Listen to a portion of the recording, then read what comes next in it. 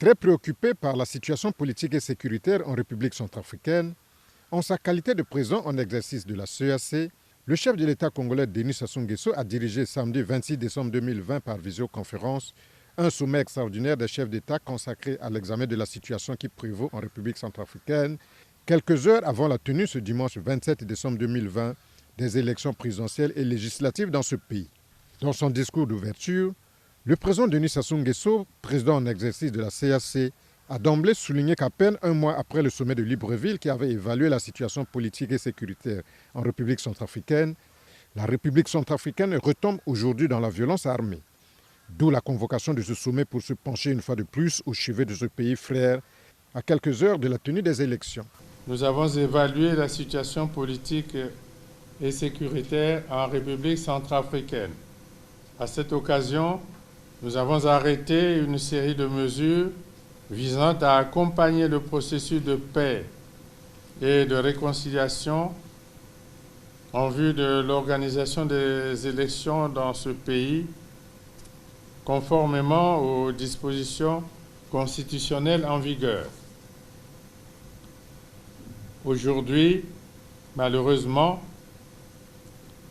la République centrafricaine est une fois de plus retombée dans la violence armée. Cette nouvelle violation des accords de paix et des engagements pris constitue une véritable menace à la paix, à la sécurité et au développement de notre sous-région. Et dès lors, il nous incombe de nous engager résolument aux côtés du peuple de la République centrafricaine, meurtrie depuis des décennies. C'est notre devoir. À la demande de notre frère, le président Touadéra, nous prenons l'initiative de la présente réunion.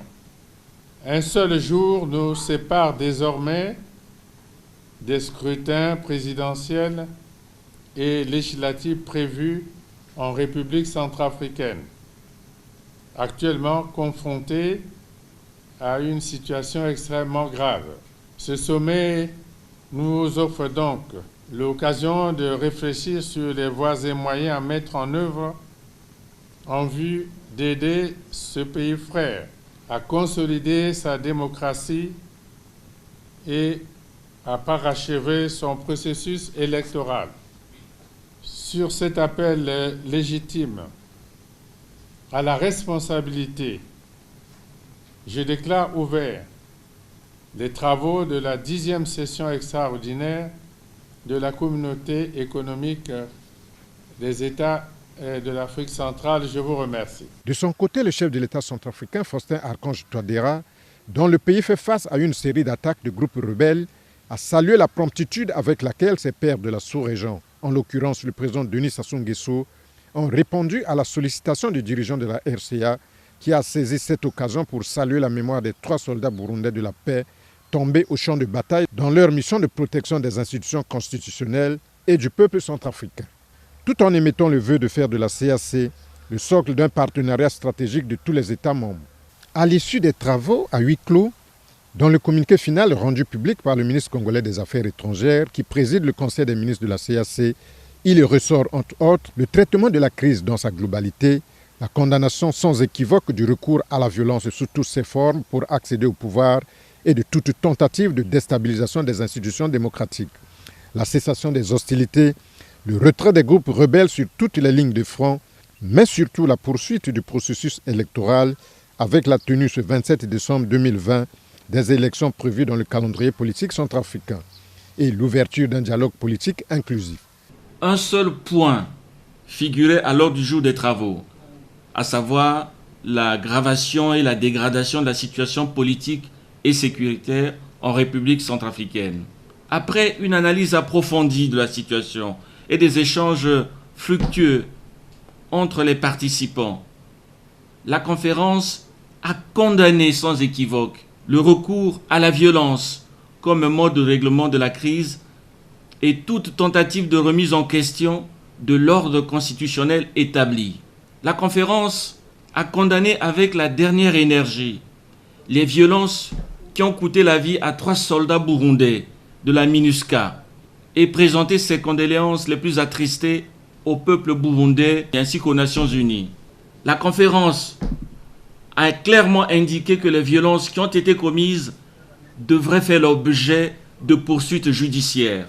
La conférence a demandé la cessation immédiate des hostilités sur l'ensemble du territoire centrafricain et le retrait des rebelles de toutes les lignes de front. La conférence a demandé la poursuite du processus électoral en cours et appelé le peuple centrafricain à aller massivement aux urnes demain 27 décembre 2020. Dans son allocution de clôture, le président en exercice de la CEAC, qui a souligné les conditions très difficiles dans lesquelles s'est tenue cette 10e session extraordinaire, a aussi marqué son appui au processus électoral dans ce pays. Nous venons d'avoir un débat fructueux autour de la crise en République centrafricaine et nous venons aussi de prendre des engagements très forts. Et il ne nous reste plus qu'à exprimer tous ces engagements dans des faits concrets de solidarité à l'endroit du peuple centrafricain et de ses dirigeants.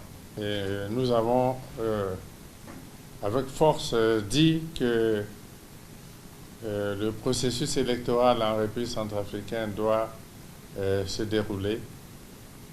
Et avec notre appui, notre solidarité, nous avons salué les efforts de la communauté internationale. Nous nous sommes inclinés devant la mémoire des soldats burundais tombés au combat et souhaité prompt rétablissement aux blessés. Nous avons exprimé notre solidarité vis-à-vis de la MINUSCA. Et en conclusion, je dois dire que nous venons de tenir une bonne conférence dans des conditions difficiles. Et c'est sur cette note de satisfaction que je déclare clos les travaux de la 10e conférence extraordinaire de la communauté économique des États d'Afrique centrale.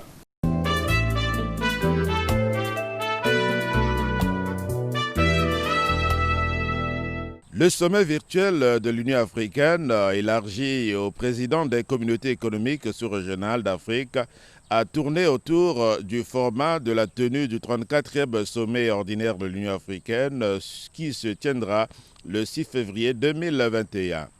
Présidé par le président en exercice de l'UA, Cyril Ramaphosa, les chefs d'État et de gouvernement ont suivi l'intervention du président de la commission de l'UA, Moussa Faki Mahamat, qui a édifié l'assistance sur les enjeux de ce prochain sommet qui sera marqué entre autres par la mise en place du nouveau leadership de la commission de l'UA. Faki Mahamat a soutenu que ce prochain sommet se tienne en mode présentiel.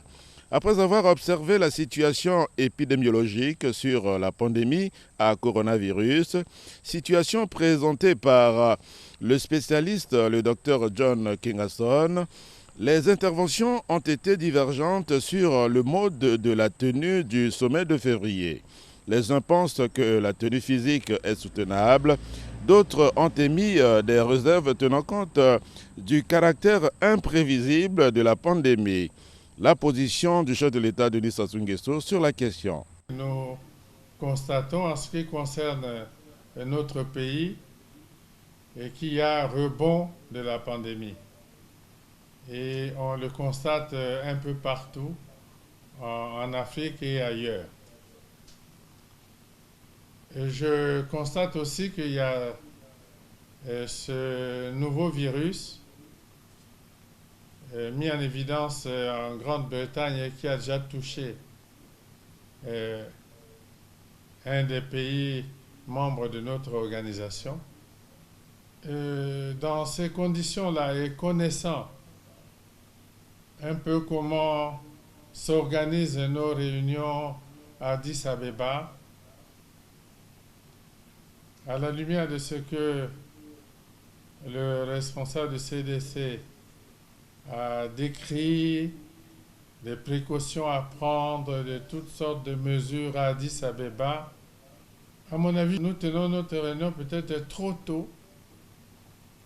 Nous n'avons pas suffisamment d'éléments qui pourraient nous amener à conclure. Je ne pense pas que nous ayons aujourd'hui des éléments qui nous permettent de décider de la tenue d'une réunion en toute sécurité pour les dirigeants africains à Addis Abeba en présentiel. Le président Cyril Ramaphosa a tenu compte des avis des uns et des autres. Dans sa conclusion, il pense qu'il faut suivre l'évolution de la pandémie pour décider en intelligence avec les spécialistes de la santé.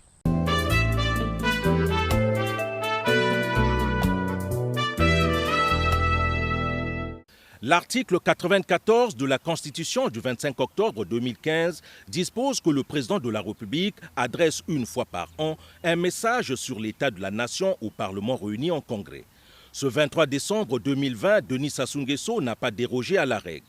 Voilà pourquoi, en conformité aux prescriptions de l'article 127 de la Constitution suscitée, le Parlement congolais s'est réuni en congrès pour prendre acte de l'adresse que le président de la République vient faire à l'hémicycle. À 10h10, le chef de l'État arrive au Palais des Congrès. Après le cérémonial d'accueil, le président de la République fait son entrée en salle. C'est le début de la séance. Le président du Parlement réuni en congrès, le premier vice-président de l'Assemblée nationale, Léon Alfred Opimba, ouvre la séance et invite le chef de l'État à prendre la parole. Excellence, Monsieur le Président de la République, chef de l'État, je vous prie très respectueusement, comme vous savez le faire, de prendre la parole pour parler vrai au peuple congolais, qui attend tant de l'homme d'État et du sage que vous êtes, en adressant votre message sur l'état de la nation devant le Parlement réuni en congrès. Du haut de la tribune, Denis Sassou Nguesso dresse l'état des lieux du pays en 2020 et décline les axes de son action pour 2021. Mais de prime abord, le président s'acquitte d'un devoir, celui de rendre préalablement un vibrant hommage aux deux anciens chefs d'État, Jacques-Joachim Yombi Opango et Pascal Lissouba, que la mort a arrachés à la nation en 2020. Quoi de mieux que d'exprimer également sa profonde compassion à ses compatriotes dans l'affliction suite à la disparition de leurs êtres chers cette année. Voilà un père de la nation. Dans ce dernier message sur l'état de la nation de son mandat, le président de la République, il faut le dire, a fait le bilan large et global du pays en 2020 au plan politique, diplomatique, économique et socio-sanitaire. Sur le plan sanitaire, le président de la République, Denis Sassou Nguesso, a fait état de l'organisation du gouvernement congolais face à la pandémie à coronavirus qui touche le monde entier et dont le premier cas a été confirmé dans notre pays le 15 mars 2020. Face à cette pandémie, le gouvernement congolais, sous l'égide du chef de l'État Denis Sassou Nguesso, a pris un certain nombre de mesures afin d'éviter la propagation de cette pandémie sur l'ensemble du territoire national. Notre action en 2020 a été menée dans un contexte particulièrement marqué par la pandémie de Covid-19. Contre ce péril, la riposte nationale a été immédiate et ferme. À cet effet, les capacités de notre système de santé ont été renforcées grâce à l'acquisition sur fonds propres des équipements de protection individuelle, de matériel de laboratoire, de respirateurs, de quelques ambulances médicalisées et de médicaments contre le coronavirus. Sur le plan social, Denis Sassou Nguesso a fait état de la réalisation de certains projets d'intérêt communautaire, parmi lesquels la desserte en électricité des localités de Boko-Songo et Ongoni dans les départements de la Bouenza et des Plateaux, la maîtrise de l'érosion de Ngamakoso à Brazzaville, ainsi qu'un engagement financier de 27 milliards de francs CFA dans la loi de finances exercice 2021 pour le démarrage de la couverture sanitaire universelle. 2020 a été une année difficile sur le plan économique. Le chef de l'État s'est employé à décortiquer cet aspect vital de la vie nationale, partant de la chute des prix du baril de pétrole aux effets négatifs du coronavirus Covid-19, une situation lourde de conséquences sur les recettes de l'État. Les recettes totales sont passées de 4 152 milliards de francs CFA. Je dis bien 4 152 milliards de francs CFA en 2014 à 1 469 milliards de francs CFA à fin décembre 2020, soit une baisse de 65%, sous l'effet de la chute des recettes pétrolières qui devrait ressortir à 778 milliards de francs CFA, après un total de 2 505 milliards de francs CFA en 2014, représentant une baisse de 68%. La croissance négative de l'économie congolaise a eu des répercussions sur les autres domaines. C'est pourquoi, pour 2021, le président de la République a annoncé un train de mesures visant l'amélioration des recettes de l'État, comme la fin des exonérations exceptionnelles et l'élargissement de l'assiette fiscale du secteur forestier. D'ores et déjà, nous avons retenu une série de mesures pour améliorer les recettes de l'État, notamment la fin des exonérations exceptionnelles, le contrôle et le suivi en temps réel des transferts de fonds et paiements électroniques, la promulgation du nouveau code forestier. L'amélioration des recettes de l'État est une condition sine qua non pour soutenir et accélérer la reconfiguration de l'espace économique et financier national, a conclu Denis Sassou Nguesso. L'une des avancées enregistrées par le Congo est clairement énoncée par le président de la République, Denis Sassou Nguesso, dans son discours sur l'état de la nation, est la décentralisation. Longtemps sujette à de multiples balbutiements, cette réforme importante de l'État qui traduit la volonté politique d'une gestion à la base renforce désormais les pouvoirs des collectivités locales.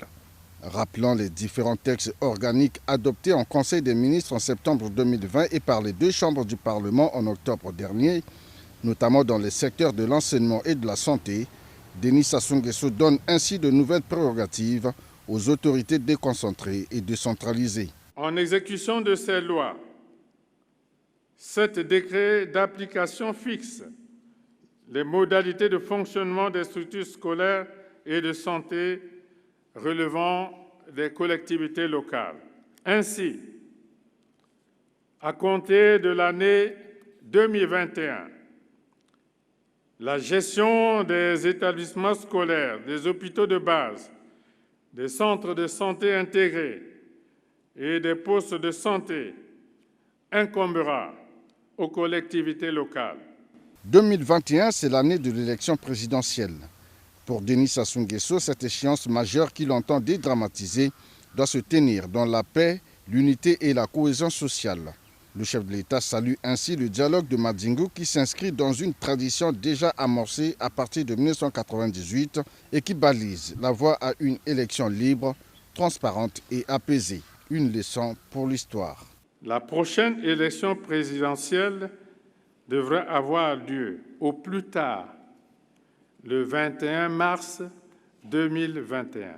C'est dans le dialogue que les idées se forment plus encore qu'elles ne se communiquent.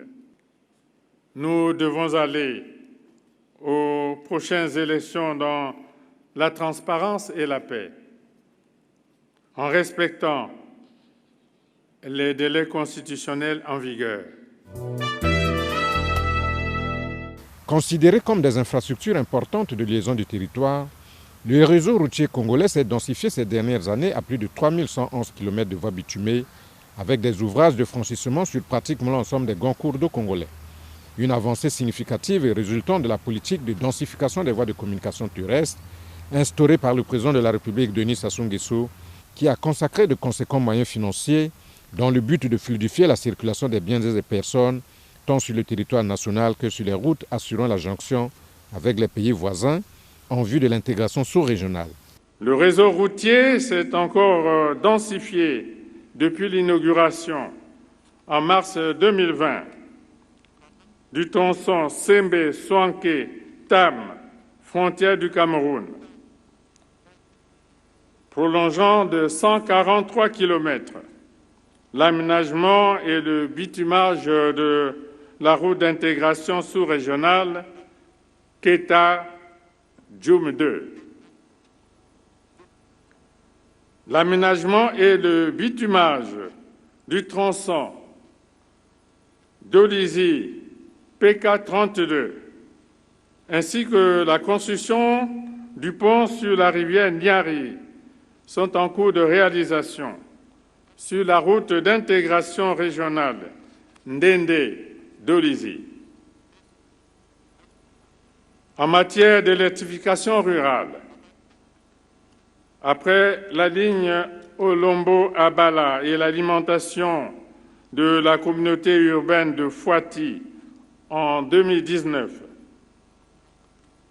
la desserte de la localité de Bokosongo et la ligne Gamboma-Ongoyi, respectivement dans les départements de la Bouenza et des Plateaux, vient d'être mise en service.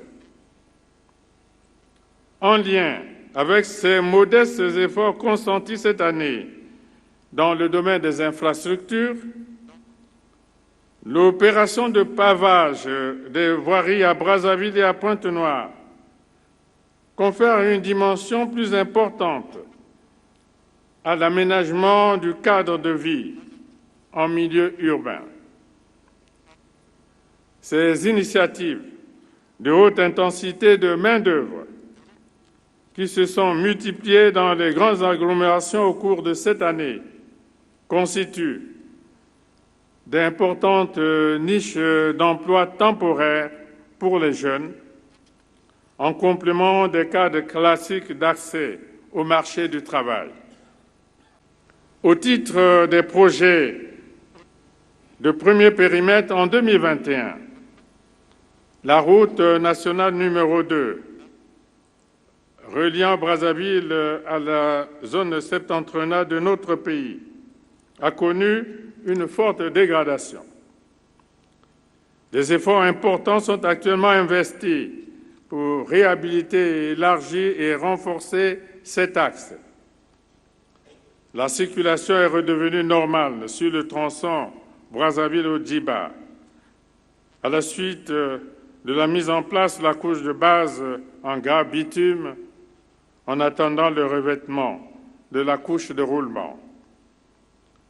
J'enjoins au gouvernement d'assurer la mise aux normes de la route nationale numéro 2 pour qu'à terme, sa gestion soit confiée en concession à une société crédible. Toutes les dispositions doivent être également prises en vue de finaliser les 19 km de route restants du tronçon Bunji-Evo.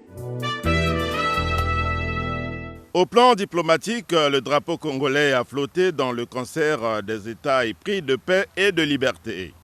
Denis Sassou Nguesso, dans son message sur l'état de la nation devant le Parlement réuni en congrès, a fait mention d'une intense activité diplomatique menée cette année 2020 qui s'achève.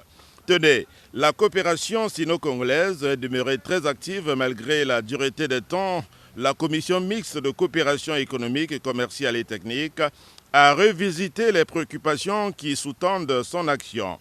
En sa qualité de président du comité de haut niveau de l'Union africaine sur la Libye, Denis Sassou Nguesso avait posé de véritables jalons propices à la normalisation de la vie de ce pays en proie au déchirement.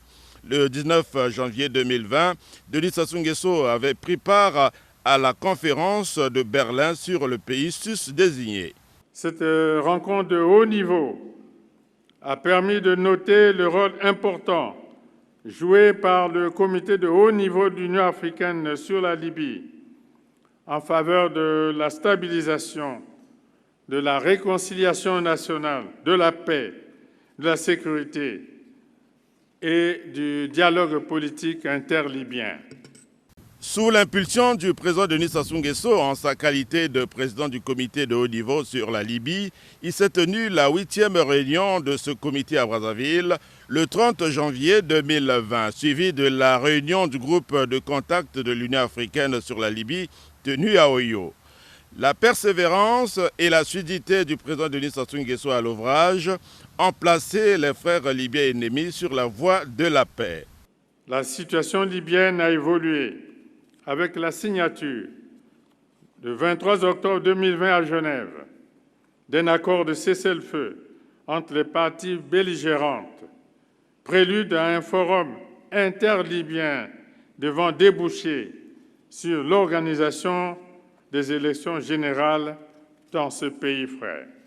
Notre pays a engendré des succès diplomatiques multiples en 2020. Entre autres, Denis Sassou Nguesso a été désigné par ses pairs président en exercice de la CEAC. Il entend en cette qualité poursuivre les réformes institutionnelles en cours et impulser l'intégration physique régionale en s'appuyant sur des projets d'envergure communautaire.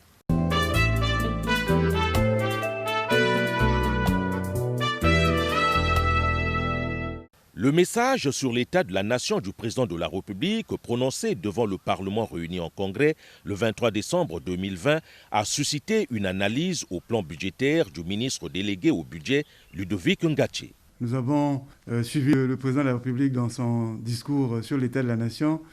C'était un discours d'abord d'espoir parce que devant cette situation extrêmement difficile dans laquelle le monde entier peine dans la crise de la pandémie et de la crise économique, le président a voulu délivrer un message d'espoir au peuple congolais sur la nécessité pour que chacun puisse espérer en travaillant davantage pour que notre pays finalement s'en sorte le plus rapidement possible. Nous pouvons dire qu'au vu des résultats et des conséquences de la crise, on a fait beaucoup d'efforts, notamment sur le plan sanitaire, à limiter les dommages pour le pays. On a un des taux de mortalité liés à cette pandémie les plus faibles. Le nombre de morts, on est autour de 107. Et en nombre d'ailleurs de contaminés, on est parmi les pays les moins touchés parce que tout simplement le gouvernement a pris des mesures idoines le plus rapidement possible. Dans son message, le président de la République a indiqué que les recettes de l'État ont considérablement baissé sous l'effet de la chute des recettes pétrolières, avec pour conséquence immédiate l'ajustement des dépenses publiques. Le ministre délégué au budget, Ludovic Ngache, explique. Alors, le président a comparé la situation de 2014 à 2020. Et effectivement, quand on compare 2014 à 2020, c'est presque divisé par 3. On parle de 4 000 milliards de recettes à aujourd'hui, conclusion du budget à environ 1 500. Mais si nous partons du budget initial de 2020, on passe d'un budget de 2 000 milliards à environ un budget d'1,5 milliard. Donc on a perdu quand même environ 500 milliards en recettes prévisionnelles pour l'exercice 2020, mais principalement lié en fait à la perte des recettes pétrolières. Nous avons en interne fait beaucoup d'efforts qui font que finalement, à la fin 2020, on n'aura perdu qu'environ 20 à 15% de recettes initialement prévues pour les recettes fiscales. Ce qui est un exploit parce que la croissance économique de notre pays est négative de près de 10% pour cette année. Mais quand même, on a réussi à maintenir un niveau appréciable de recettes internes, ce qui veut dire qu'on a beaucoup travaillé pour mobiliser ces recettes. Devant le besoin important de financement de l'économie, le chef de l'État s'est compté sur une mobilisation optimale et la sécurisation rigoureuse des recettes de l'État. Comment allez-vous vous y prendre? Le président de la République travaille depuis 4 ans sur la diversification de l'économie et des recettes de l'État. C'est vrai que cette opération est très très délicate et difficile parce que ça suppose que nous ayons les moyens d'investir dans des nouvelles activités économiques hors pétrole, ce qui n'a pas été facile parce que le pays est resté dans la crise très longtemps. Malheureusement, comme l'a souligné le président, on en sortait de la première crise de 2014, on est retombé en 2020 avec la crise du coronavirus. Mais des mesures importantes ont été prises par le gouvernement avec toutes les mesures liées au système d'information, avec l'implémentation d'un nouveau système de gestion intégrée des finances publiques qu'on appelle SICFIP, qui est une révolution parce que c'est un système intelligent qui intègre toutes les sources de recettes de l'État, douanières, fiscales, pétrolières et autres, avec une seule base de données et toute la base des dépenses. Demain, d'un seul clic par le NIU, on pourra savoir ce que n'importe qui d'entre nous, en tant qu'opérateur économique ou personne contribuant aux impôts ou entreprise, ont mené à l'État et ce qu'on a fait comme activité économique à travers le territoire national. C'est extrêmement révolutionnaire. Donc, en relation avec ces efforts sur le plan de la gestion logicielle des finances de l'État, nous travaillons aussi sur l'amélioration des conditions de travail. Et bien, dans la loi de finances pour 2021, grâce au travail que le président de la République nous a instruit de mettre en place, nous allons faire la même chose pour les impôts. Les impôts seront désormais payés dans des guichets uniques de paiement des impôts qui seront installés dans les centres des impôts. Nous allons faire que tout le pays soit correctement quadrillé, tout au moins dans un premier temps. Là où on rapporte quelque chose de significatif à l'État, on va installer des guichets bancaires pour que les opérateurs économiques, les commerçants, ne payent plus les impôts auprès des personnes, c'est vrai, attitrées du Trésor, mais auprès des banques, ce qui facilitera donc la comptabilisation et la centralisation au niveau du Trésor. Donc l'État aura beaucoup plus de moyens qu'aujourd'hui avec ce mécanisme. Évoquant les tensions de trésorerie qui ont rendu irrégulier le paiement des bourses académiques et les pensions de retraite, le président de la République appelle le gouvernement à redoubler d'efforts afin de parvenir à une couverture adéquate des bourses et pensions. Une tâche certes difficile, comment faire alors? Il est vrai qu'il faut reconnaître que le niveau des retraites est de plus en plus important parce que rapidement, quand les gens vont à la retraite, ils sont déversés dans le fichier. Nous sommes passés cette année, je rappelle, d'un nombre de retraités de 27 000 à 42 000 en 2020. Et donc, à un doublement presque du niveau des retraites. Parce que ceux qui sont partis à la retraite récemment sont des gens souvent très gradés, donc qui ont des niveaux de retraite assez importants. On est passé d'environ 5 milliards à 10 milliards de retraites par mois, ce qui est considérable. Mais qu'à cela ne tienne, l'orientation du gouvernement reste de faire des efforts pour qu'on arrive à un niveau de paiement régulier des salaires et des retraites. Mais je signale que tout ça ne pourra être fait que si nous avons un certain niveau de civisme fiscal de la part des entreprises et des citoyens qui habitent ce pays. Poursuivant son propos en matière économique, le chef de l'État a appelé le gouvernement à définir une stratégie efficace pour un apurement des créances de l'État. Sur ce point, le président a évoqué le mécanisme du club de Brazzaville qui a procédé au bénéfice des créanciers de l'État au règlement de la première tranche de la dette intérieure pour un montant de 320 milliards de francs CFA. Cette opération permettra-t-elle la relance de l'économie? Quelles sont les perspectives d'avenir de l'économie congolaise? Autour du président, il y a comme un parfum d'espoir parce que même quand on croit qu'on n'a pas de solution, le président a toujours une petite boîte à outils qui vous met à disposition pour que vous avancez. Effectivement, le mécanisme du club de Brazzaville est quelque chose que le président nous a servi sur la table pour qu'on puisse relancer l'économie. Et c'est extraordinaire parce que nous avons pu travailler avec les banques pour mobiliser 320 milliards qui ont servi à rembourser la créance des banques, à payer la dette intérieure et à payer en partie la dette sociale. À quoi ça va servir tout ça, le club de Brazzaville? Eh bien, le club de Brazzaville relance les banques. Vous savez que l'économie ne peut pas fonctionner sans banques. Ces banques étaient en difficulté. Le club de Brazzaville permet de les sortir de ces difficultés en faisant que tout ce qu'on leur devait qui pourrissait leur bilan a été remboursé. Et à la fin de cette année, nos banques auront des situations quasiment assainies, donc capables de continuer à soutenir l'activité économique. Nous sommes quasiment à la fin du paiement de la dette intérieure via le club de Brazzaville. Les effets, donc le réinvestissement, le développement des activités se fera plus en début 2021. D'où nous pensons que l'activité économique dans notre pays sera beaucoup meilleure en 2021, comme l'a souligné le chef de l'État. Et voilà, globalement, en fait, l'espoir qui naît du club de Brazzaville. Mais le club de Brazzaville, ici, c'est un premier club. Si nous réussissons à démontrer que nous sommes capables à rembourser, parce qu'en réalité, par le club, nous avons transformé une dette qui était dormante en une dette quasi obligataire, c'est-à-dire qu'on est obligé de rembourser. Et nous avons mis des mécanismes avec la Banque centrale, la COBAC, pour démontrer notre capacité à rembourser cette dette. Pour qu'après, on puisse mettre encore en place un club de Brazzaville numéro 2, numéro 3, ainsi de suite, pour apurer la dette. Cela nous permettra aussi de relancer encore davantage notre économie.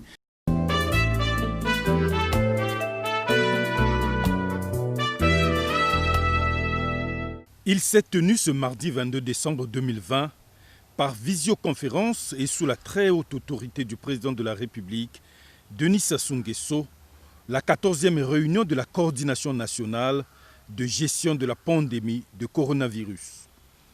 La Covid-19, dont l'extrême gravité se mesure aux milliers de victimes enregistrées et de décès constatés à travers le monde, continue de dicter sa loi en République du Congo. Au 19 décembre 2020, notre pays comptait un total de 6 571 cas notifiés depuis le mois de mars.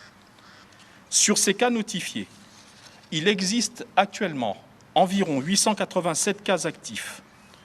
Sur la période du 13 au 18 décembre 2020, 2797 personnes ont été testées et dépistées. 201 résultats se sont révélés positifs, soit en moyenne 33 cas supplémentaires de Covid-19 par jour. Quant au taux de létalité, il est quant à lui fixé à 1,54%. Devant ce tableau peu reluisant, les membres de la coordination nationale de gestion de la pandémie de coronavirus Covid-19 ont pris de nouvelles recommandations, la mort dans l'âme. Pour les nouvelles recommandations, premièrement, avancer à 20 h le couvre-feu, les jeudis 24 décembre et 31 décembre 2020 sur l'ensemble du territoire national. 2. Interdire la consommation sur place dans les bars et restaurants les journées du 24 et 31 décembre. Les bars et restaurants seront ouverts ces jours-là jusqu'à 19 h pour les livraisons à emporter ou à domicile uniquement. 3. Instaurer un confinement général le 25 décembre 2020 et le 1er janvier 2021 avec le maintien en activité des seuls services indispensables. L'on peut citer la sécurité publique, les hôpitaux et autres centres de soins, les pharmacies de garde, les services privés de sécurité et de gardiennage, les services techniques de fourniture de l'électricité et de l'eau, les stations d'essence sélectionnées, les services techniques des télécommunications, les radios, télévisions publiques et privées qui, services essentiels, fonctionneront malgré le confinement. 4. Allonger au moins d'une semaine les congés de Noël des élèves et étudiants de Pointe-Noire et Brazzaville, afin d'organiser entre-temps un dépistage massif dans les milieux scolaires et universitaires avant la reprise des cours en mode présentiel. La task force a également reconduit les mesures jusque-là en vigueur. Proroger l'état d'urgence sanitaire pour une nouvelle période de 20 jours à compter du 17 décembre 2020. Maintenir le couvre-feu à Brazzaville et à Pointe-Noire de 23 h à 5 h pendant les jours ouvrés et de 20 h à 5 h du matin le samedi et le dimanche, ainsi que les jours fériés. Adapter, poursuivre les campagnes de sensibilisation et de prévention. Exiger de toutes les personnes résidant sur le territoire national le port obligatoire et conforme du masque de protection individuelle. Faire observer partout et par tous toutes les mesures barrières. Maintenir les contrôles sur le port obligatoire du masque et sur la distanciation physique exercée par la force publique et par les dirigeants de toutes les structures accueillant du public. À noter que les dérogations accordées par les préfets, les maires et toutes les autorités locales sont désormais proscrites.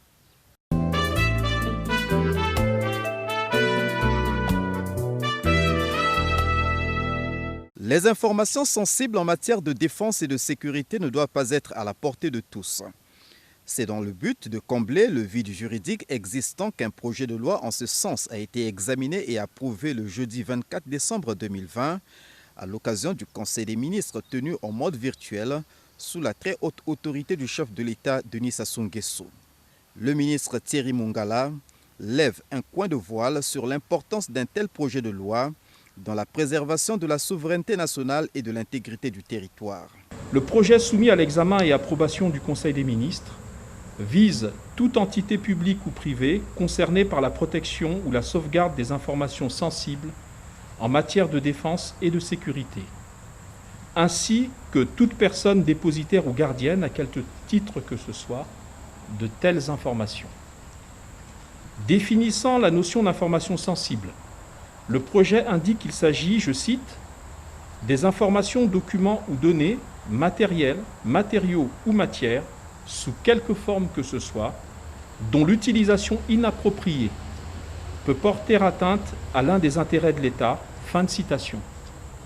Ces intérêts sont de diverses sortes et couvrent aussi bien la défense de l'intégrité du territoire national, la sécurité intérieure et extérieure, le potentiel scientifique, économique et environnemental, la pérennité de l'ordre démocratique et constitutionnel de l'État, ou même la sécurité des Congolais à l'étranger. L'autre projet de loi examiné et approuvé au cours de ce Conseil des ministres a porté sur l'institution du corps des jeunes volontaires en République du Congo. Il vise notamment la promotion de la culture du volontariat et des valeurs civiques. L'institution du corps des jeunes volontaires permettra de garantir l'encadrement des jeunes, leur engagement civique et volontaire dans les actions de développement, mais permettra également d'améliorer leur employabilité et préparer leur transition vers la vie active par la réalisation de missions d'intérêt général. La mise en œuvre de ce volontariat se fera d'accord partie entre l'organe de gestion des jeunes volontaires et la structure d'accueil, sans que le lien juridique puisse être assimilé à un contrat de travail ou de prestation de service, ni à une situation de fonctionnariat. Au titre des communications, 3 ont été faites. D'abord par le ministre de l'Intérieur et de la décentralisation qui a présenté le chronogramme des opérations préparatoires de la présidentielle de 2021. Les actions principales à mener se déclinent comme suit. 1. Notification par voie d'affichage des listes électorales tirées du fichier des élections législatives et locales de 2017. Cette opération va se caractériser par l'affichage des listes électorales avec comme sous-tâche la révision extraordinaire des listes, l'enrôlement concomitant sur des listes électorales séparées des membres de la force publique, à savoir militaires, gendarmes et policiers. Enfin, la sensibilisation des populations pour leur enrôlement sur les listes électorales, des fixations de la date d'ouverture de la campagne d'enrôlement. 2. L'édition et le classement des cartes d'électeurs par arrondissement, district, quartier, zone, bloc ou village. 3. La distribution des cartes d'électeurs. 4. La nomination des membres des bureaux des commissions administratives de révision électorale, des membres des commissions locales d'organisation des élections et des membres des bureaux de vote par arrêté du ministre de l'Intérieur et de la décentralisation. 5. Le dépôt des déclarations de candidature suivies de leur examen. 6. La campagne électorale proprement dite pour le premier tour de scrutin. 7. Le déroulement du premier tour de scrutin. 8. La proclamation des résultats provisoires par le ministre en charge de l'Intérieur. 9. La transmission des résultats provisoires proclamés et des procès-verbaux à la Cour constitutionnelle par la Commission nationale électorale indépendante pour contrôle de régularité ou examen des contentieux et proclamation définitive à la discrétion de la Cour constitutionnelle. 10. Un second tour sera organisé si aucun candidat n'a atteint la majorité des suffrages exprimés à l'issue du premier tour. Ensuite, par le ministre de l'Enseignement supérieur qui a décliné les actions à entreprendre dans la perspective de la rentrée académique le 5 février 2021 à l'université Denis Sassou Nguesso de Kintélé et le budget prévisionnel de l'établissement s'élevant à 3 milliards de francs CFA. Enfin, par le ministre des Postes, Télécommunications et de l'économie numérique, ayant articulé son propos autour de la mise en concession de la fibre optique, sujet au cœur de la colère observée chez les personnels de Congo Télécom, opérateur public en matière des télécommunications. Plusieurs nominations au titre du ministère de l'Enseignement supérieur et du ministère du Plan, de la Statistique, de l'Intégration, des Transports, de l'Aviation civile et de la Marine marchande ont clos ce Conseil des ministres qui, sauf changement de dernière heure, est le dernier de cette année 2020.